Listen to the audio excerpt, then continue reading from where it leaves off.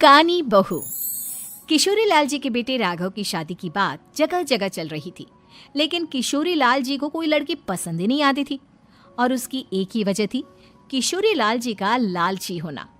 उनको लड़की वालों से मोटा दहेज चाहिए था और इसी चक्कर में एक दिन वो एक बहुत पैसे वाले के घर अपने बेटे का रिश्ता लेकर पहुंचे। उस आदमी का नाम था ओम प्रकाश। देखिए किशोरी लाल जी, मेरी एक ही बेटी है और मेरी सारी संपत्ति जायदाद सब कुछ मेरी बेटी नैना का ही है। पापा, नाम से लगता है बहुत खूबसूरत होगी। कितना अच्छा नाम है ना, नैना। ओ, वैसे बात तो सही है आपकी। अब इतना पैसा है, जमीन जायदाद है, इकलौती बेटी, आप भी क्या करेंगे? सब कुछ उसे ही देंगे ना। बिल्कुल ठीक पहचाना आपने। बस बेटी की शादी और सारी जायदाद उसके नाम। पापा, बिना देखे हाँ कर दीजिए ना। इतना अच्छा रिश्ता फिर कहाँ मिलेगा? माला माल हो जाएंगे हम।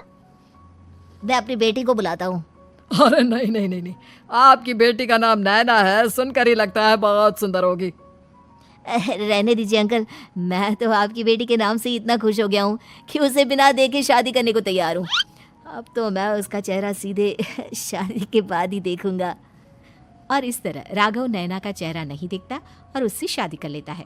शादी के बाद अपनी सुहाग रात पर जब राघव नैना का घूंघट उठाकर देखता है तो नैना की आंखें बंद थी। कितनी खूबसूरत हो तुम नैना, जरा अपनी आंखें खोलकर मेरी तरफ देखो तो सही। नहीं, मुझे शर्म आती है। अरे, मैंने तुम्हें शादी से पहले भी नहीं देखा, और अब अगर तुम आंखें खोलकर मुझे देखोगी भी नहीं तो मुझे अच्छा कैसे लगेगा? इससे पहले कि नैना अपनी आंखें खोलकर राघव की तरफ देखती, अचानक से लाइट चली गई और राघव नैना को पूरी तरह से देख भी नहीं पाया। अगली सुबह नैना राघव के लिए नाश्ता बनाकर लेकर आई। अरे ये क्या, आधा पराठा सेका हुआ है और आधा बिल्कुल कच्चा। ये तुमने क्या किया नैना? बहू, तुमने क्या आधा पराठा तवे से नीचे लटका कर रखा था, जो आधा सेका है और आधा कच्चा? मुझे जितना दिखेगा उतना ही तो सीखूंगी ना पापा जी। जहाँ जहाँ मुझे नजर आ रहा था वहाँ मैंने सीख लिया, जहाँ जहाँ नहीं दिखा वहाँ कच्चा रह गया होगा। इसका क्या मतलब है? ये कैसा मजाक कर रही है तुम? अरे बहू, तुमने इतना लंबा घूंघट क्यों लगाया हुआ है? देखो, हमारे घर में बहुओं को बेटी की तरह रखा जाता है, और फिर तुम तो इतना सारा माल लेकर आई हो। देखो, ये घूंघट डालकर रखने की कोई ज़रूरत नहीं है। हाँ नैना, पापा जी ठीक कह रहे हैं, तुम तो आराम से रहो, अपना ही घर समझो। नैना अचानक से अपना घूंघट उठा लेती है। अरे ये क्या पापा, नैना की तो एक आंख फूटी हुई है। नाम से नैना, लेकिन ये तो कानी बहू निकली। मेरे साथ धोखा हुआ है, धोखा। बिना दिखाए अपनी कानी लड़की मेरे संग ब्याह दी। मुझे कानी बीवी नहीं चाहिए। मुझे अभी ओम प्रकाश जी से बात करनी पड़ेगी। आखिर उन्होंने मेरे साथ ऐसा किया क्यों? अरे, आप लोगों ने ही तो पापा से कहा था कि आप लोग शादी से पहले मुझे देखना नहीं चाहते। अब मेरे पापा पर क्यों इल्जाम लगा रहे हैं? अरे लेकिन उन्हें बताना तो चाहिए था ना कि तुम कानी हो, एक आंख से तुम्हें दिखाई नहीं देता। किशोरी लाल और राघव नाराज होकर ओम प्रकाश को अपने घर बुलाते हैं। पापा जी, ये आपने क्या किया? शादी से पहले बताया क्यों नहीं कि नैना की आंखों में परेशानी है? अरे, आप ही ने तो लड़की देखने से मना कर दिया था। और लेकिन आप बता तो सकते थे। आपको तो हमारी बेटी की प्रॉपर्टी चाहिए थी, वो भी पूरी की पूरी। अब क्या हुआ अगर उसे आधा दिखाई देता है?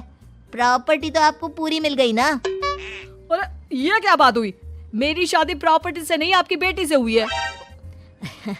अब ये तो पहले सोचना चाहिए था। तब तो मेरी प्रॉपर्टी देखकर तुम्हारी जुबान लप लपा रही थी। लेकिन मैं कानी लड़की को अपनी बीवी बनाकर नहीं रख सकता। पापा, कुछ करिए ना आप। हाँ, करता हूँ। देखिए ओम प्रकाश जी, आप हमारे साथ ऐसा नहीं कर सकते। और तुम देखो, अगर तुमने मेरी बेटी से शादी तोड़ी ना, तो जो भी प्रॉपर्टी मैंने तुम्हें दी है वो तो पूरी की पूरी वापस ले ही लूंगा, और आधी प्रॉपर्टी तुम्हारी भी लूंगा। अरे, मेरी आधी प्रॉपर्टी भला क्यों लेंगे आप? इसलिए क्योंकि मेरी बेटी को आधा नजर आता है और उसकी नजर अभी तक तुम्हारी आधी जायदाद पर ही पड़ी है। अब तुम उसे घर से निकालोगे तो कुछ तो लेकर जाएगी ना। और अगर हम आपकी बेटी को अपने घर की बहू बनाकर रखे तो? तो तुम्हारी पूरी प्रॉपर्टी तुम्हारी ही रहेगी, और जो मैंने तुम्हें दिया है ना उसमें से बस मैं आधा लेकर जाऊंगा। अरे लेकिन अब आप अपनी दी हुई प्रॉपर्टी में से आधी वापस क्यों लेकर जाएंगे? अगर मैं आपकी बेटी को अपनी पत्नी बनाकर रखने को तैयार हूं तो। इसलिए ताकि भविष्य में अगर तुम मेरी बेटी को धोखा दो तो उसके पास कुछ तो रहे जो पति का हो। वैसे मेरे पास तो बहुत कुछ है, लेकिन अपने पति की कोई निशानी तो उसके पास होनी चाहिए ना। अब अगर तुमने मेरी बेटी को कहानी कहा तो तुम्हें प्रॉपर्टी भी कहानी ही मिलेगी, पूरी नहीं। जमाए राजा। किशोरी लाल और राघव समझ चुके थे कि वो बुरी तरह फंस चुके हैं और अब उनके पास वहां से निकलने का कोई चारा नहीं है। अब समझ में आया ना, लालच बुरी बला होती है। एक तो तुम्हें प्रॉपर्टी मिली, ऊपर से बीवी मिली, उसमें तुम्हें नखरे भी दिखाने हैं। आए बड़े, चुपचाप बैठो दोनों। कुछ दिनों के बाद नैना राघव की कार लेकर बाजार घूमने निकलती है और जब कार लेकर वापस आती है, ये क्या, एक तरफ से मेरी गाड़ी पूरी खराब हो चुकी है। लगता है तुमने मेरी गाड़ी को किसी दूसरी गाड़ी के साथ एक्सीडेंट किया है। अरे अरे कितना बड़ा नुकसान कर दिया तुमने बहू। वो क्या है ना पापा जी, मुझे एक आंख से दिखाई नहीं दे रहा था, सामने से गाड़ी आ रही थी। मुझे तो सिर्फ आधा ही दिखाई दिया और वो गाड़ी मेरी कार से रगड़ती हुई निकल गई। अब मैं क्या करूं बताओ? आप इसे ठीक कराने के पैसे कौन देगा? तुम्हारे पापा। तुमने मुझसे इस तरह से बात की? अभी रुको। नैना राघव की शिकायत ओम प्रकाश को कर देती है। देखो राघव, अब जो मेरी आधी प्रॉपर्टी तुम्हारे पास थी ना उसमें से आधी और मैं लेकर जाऊंगा, क्योंकि तुमने मेरी बेटी को डांटा। अरे नहीं पापा जी, गलती हो गई, माफ कर दो। गलती की तो कोई गुंजाइश ही नहीं। अगली बार मेरी बेटी को डांटा तो बची हुई आधी में से आधी और ले जाऊंगा। लालच के चक्कर में हम दोनों ने बहुत बड़ी गलती कर दी बेटा। एक तो तुम्हें कानी बहू मिली और ऊपर से जो माल मिला वो भी काना। इस तरह राघव की हर एक गलती पर ओम प्रकाश उसकी प्रॉपर्टी का आधा आधा हिस्सा लेकर अपना सारा माल वापस ले गया और राघव को कानी बीवी से काम चलाना पड़ा। भाई लालच वाकई में बुरी बला है।